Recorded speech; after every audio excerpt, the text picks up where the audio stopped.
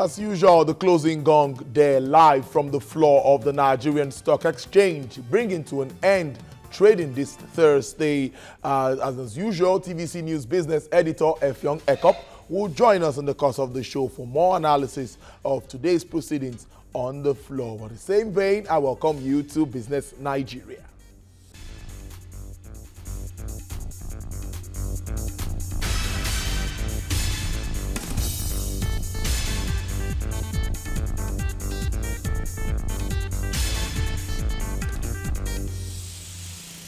A warm welcome to you. Now, economic and social inclusion has become a key guard for economic policies in recent years.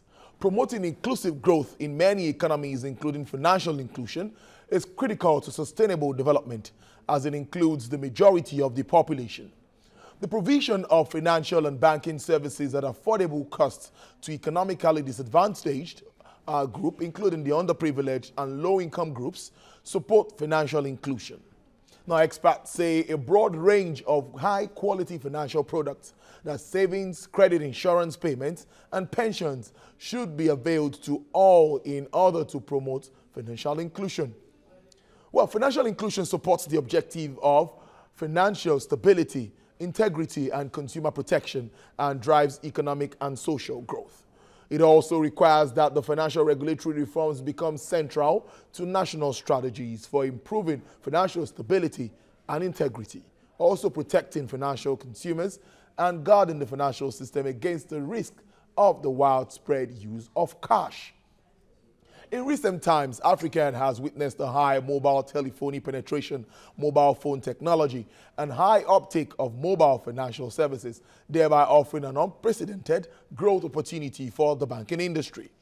Mobile telephony has reduced geographical constraints, transaction costs, and as well as assisted commercial banks to have a costless expansion strategy.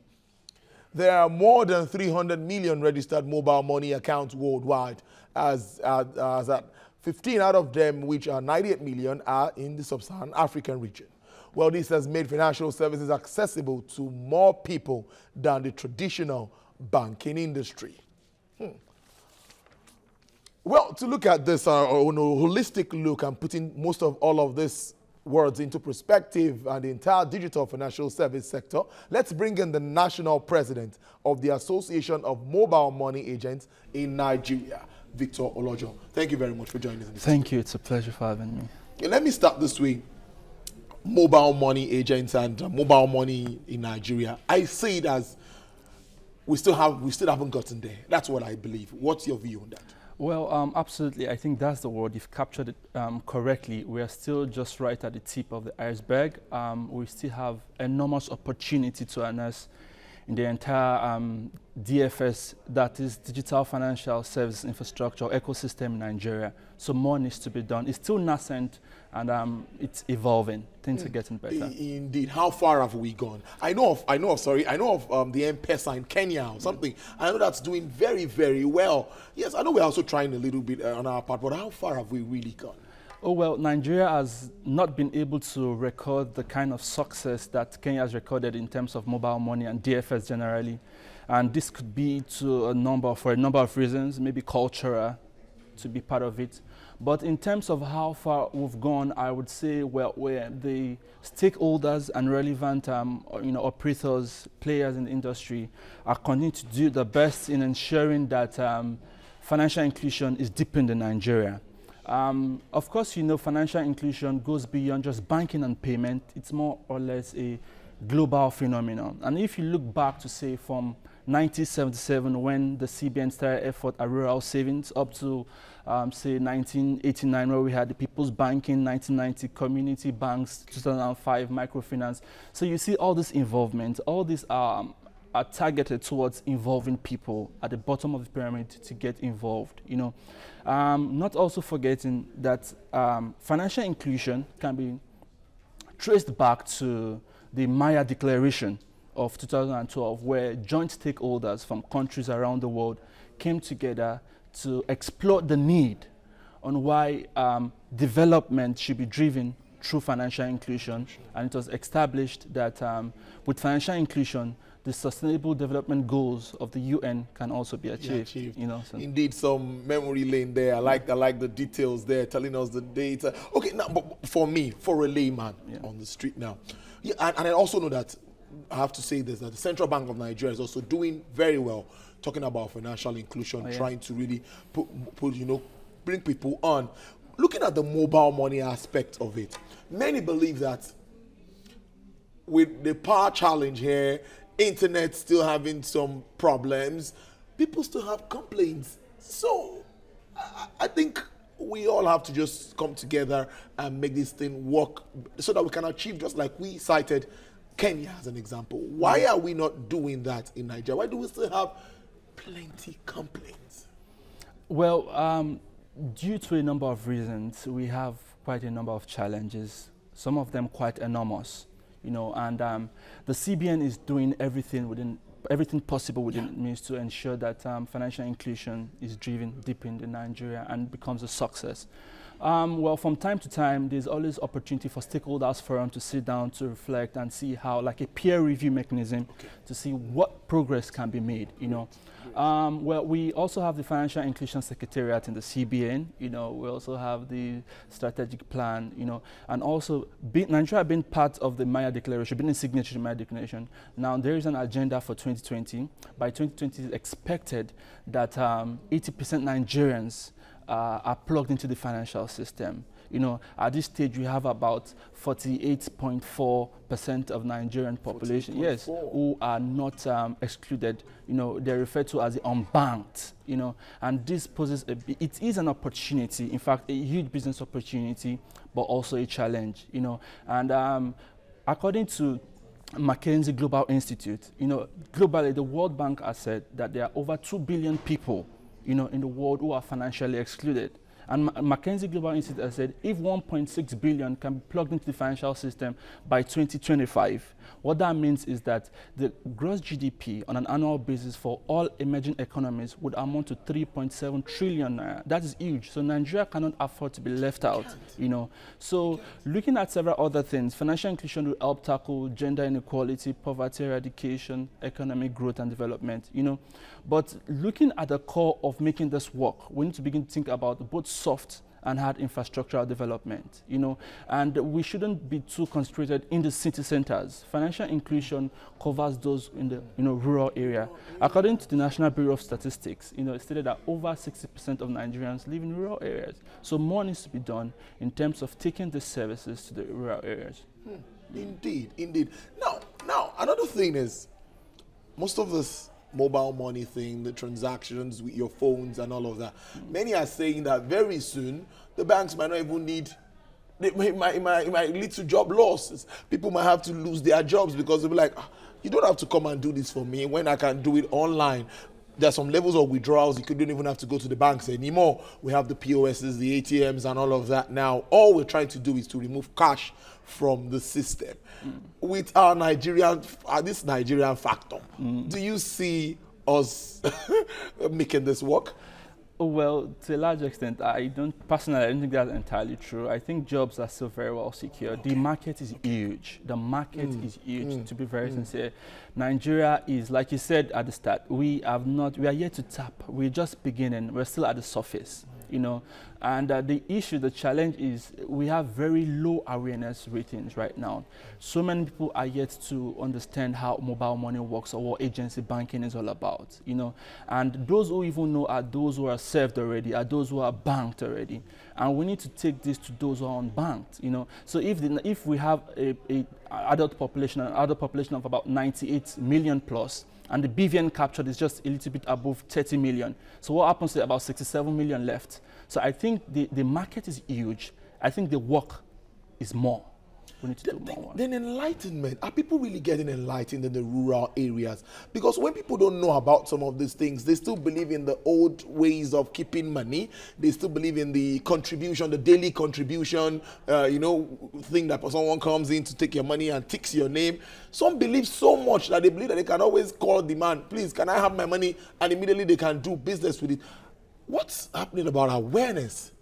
Yes, awareness is a very big factor in this entire gamut, and I think it's huge because at some point the Lagos Business School organized the stakeholders meetings, and something that was kept reoccurring was the issue of awareness. It is very critical. It's important that all stakeholders, particularly the CBN, does more in terms of awareness.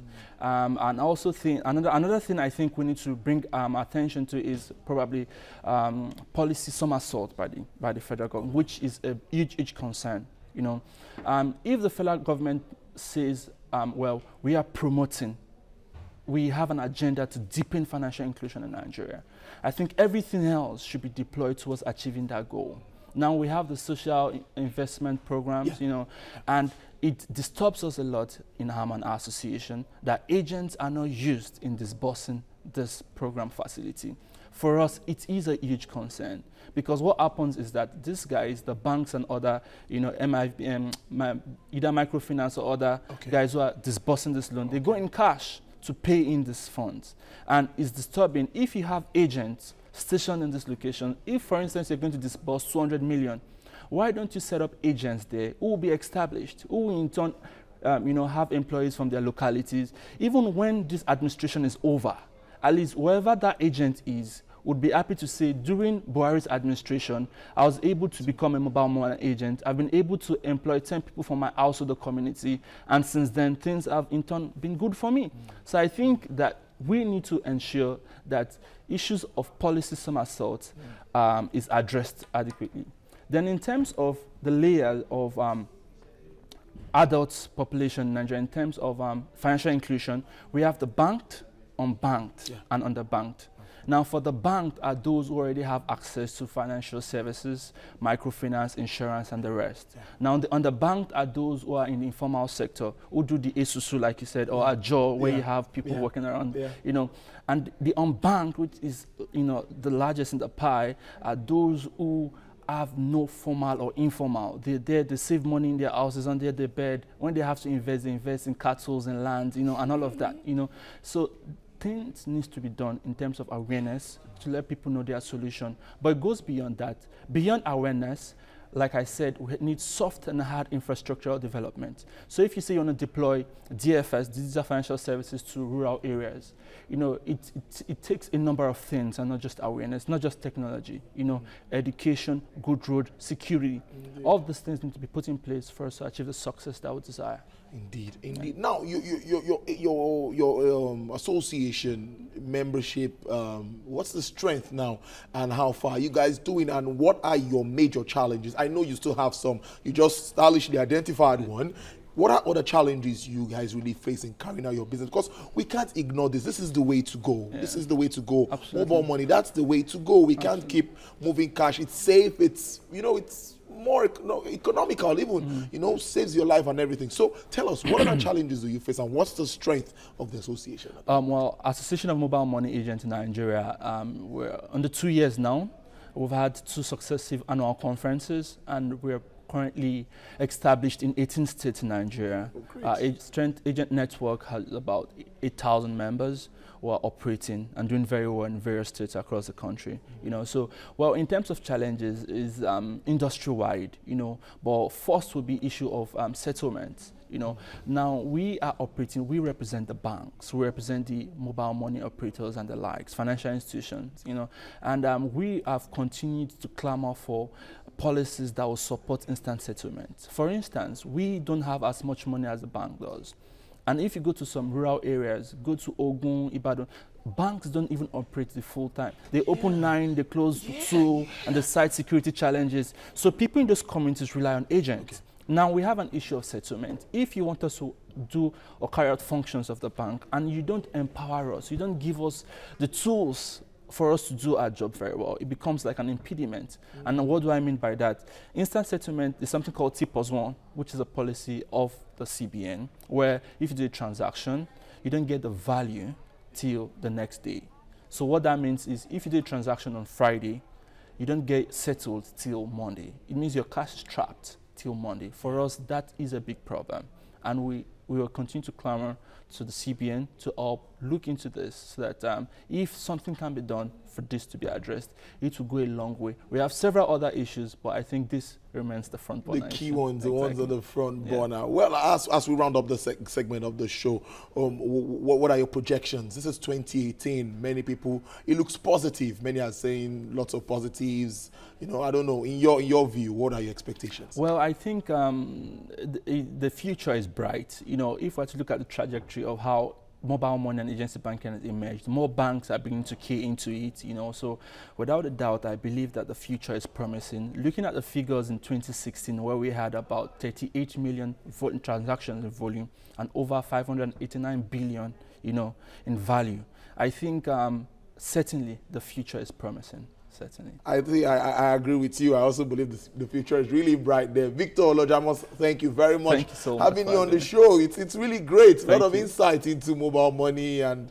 all of that. My thank pleasure. you. I know we'll have you again shortly to discuss more on this when you are developed. I'll be glad. Thank you. All right, then. Victor Olojo there, National President of the Association of Mobile Money Operators in Nigeria. We'll take a break, and when we return, we'll move straight to the stock market, where business editor Effiong Ekop is standing by. Stay with us.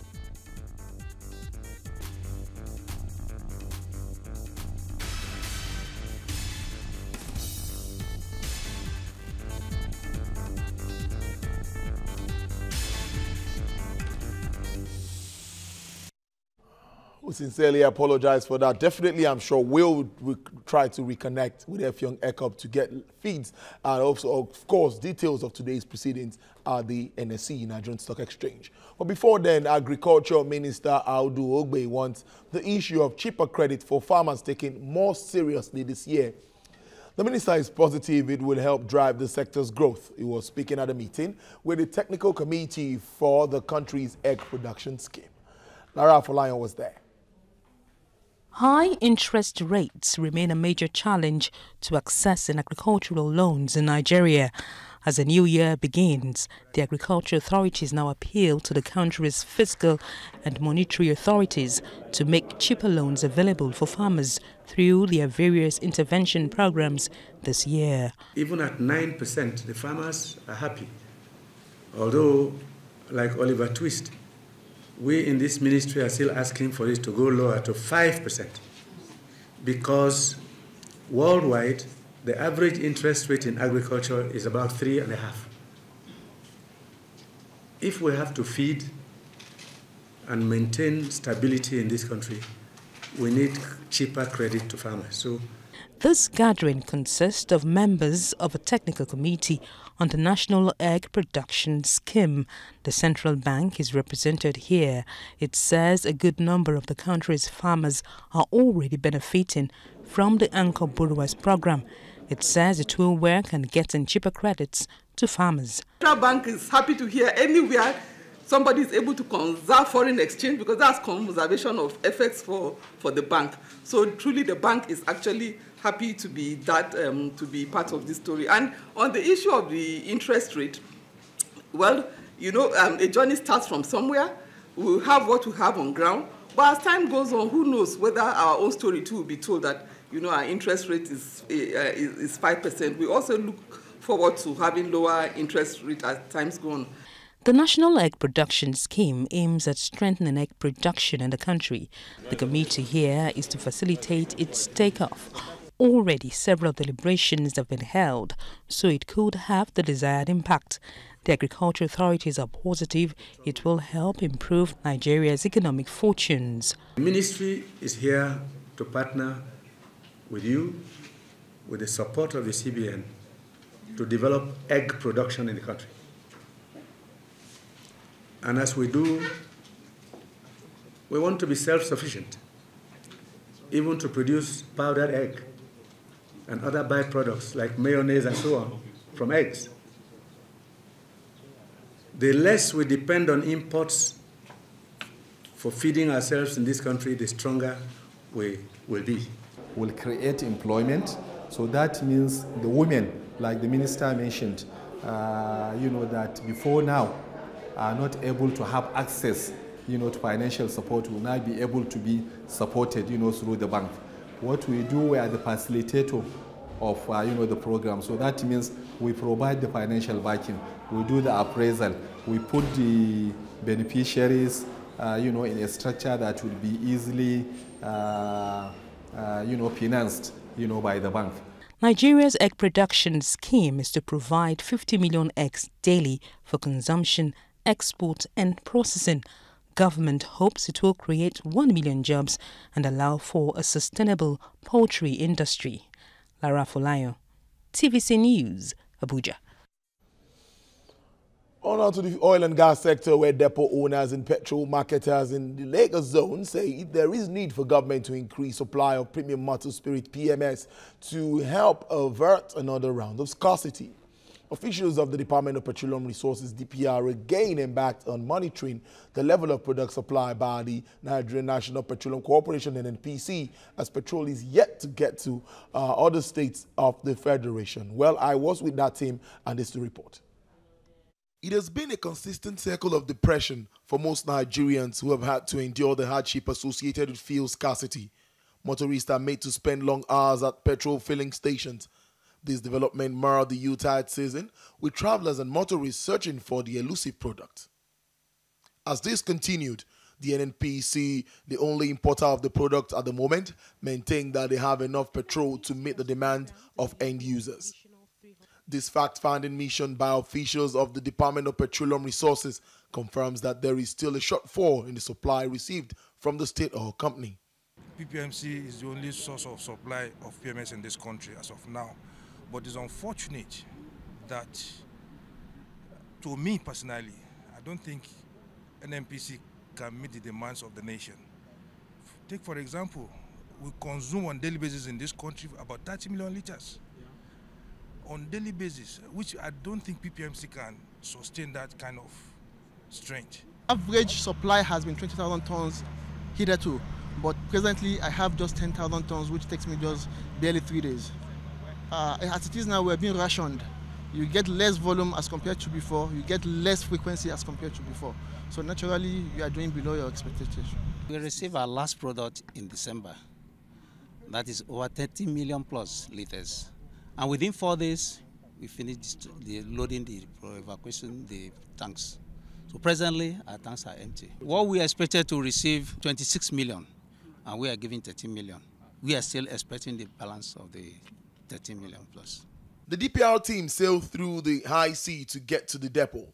They moved from the Ijegun area of Lagos to Ibadan and noticed that most depots visited did not have the product in stock. Truck drivers were also seen waiting for petrol. We're on the street to do our auditing, to audit and see things, again, to reconcile the figures we have in the office with what is in the depot. The essence of that is to ascertain the product situation level, the product level that we have presently. And we have found that actually, since, if you compare to the last 2 weeks, we are doing very well. Situation has, at least from what we have seen, situation has improved, or is improving. I would say it's improving. We are not there yet, but we are facing the right direction in terms of product availability if we are able to consistently build up on this. Marketers say they are not finding the situation funny as it threatens their businesses. The government should come in with an intervention fund, because for now the forex exchange is very difficult for importers to import. So we expect, if actually we want this crisis to go down, the government should assist by providing intervention fund, making dollars available for individuals that has depot to import. As far as we are concerned, within the courts of the depots, it's practically impossible for you to sell above the 133.28 that is set by the law or by the rules. But what happens outside the depot is a different thing entirely. And the story is that products that are meant for outside of Lagos are diverted. We have not seen, from our own perspective here in Lagos, we have not seen a proof of that yet.